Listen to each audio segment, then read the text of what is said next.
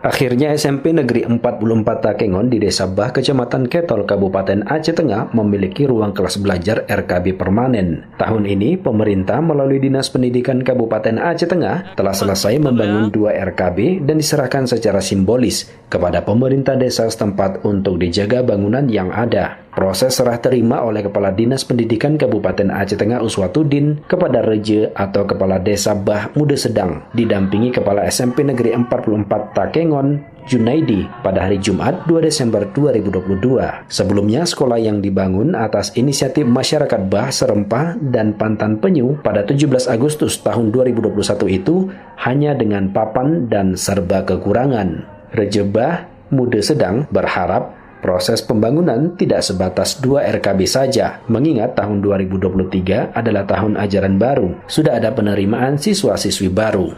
Harapannya ke depan yang sangat kita butuhkan, lokal 1 dulu.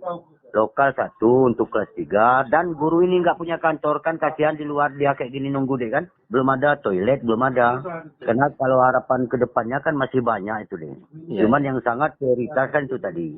Pertama toilet, yang kedua kantor, yang ketiga ruangan kelas 1 lagi deh. Sementara itu, Kepala SMP Negeri 44 Takengon, Junaidi, menyampaikan bahwa jumlah siswa-siswi yang ada di sekolah yang dipimpinnya itu sebanyak 32 orang. Senada dengan apa yang disampaikan Kepala Desa Bah, keluarga besar SMP Negeri 44 Takengon masih berharap besar pada pemerintah agar di tahun 2023 ditambah RKB dan ruang guru serta toilet. Kami bilang pihak keluarga besar SMP 44, kami mengharapkan tahun 2023 kembali dibangun RKB karena RKB-nya kan masih 2. Sementara tahun nanti 2023 Juni kan udah ada kelas 9-nya. Kami sangat mengharapkan bangun kembali di 2023 saya bilang. Satiran, RRI Takengon melaporkan.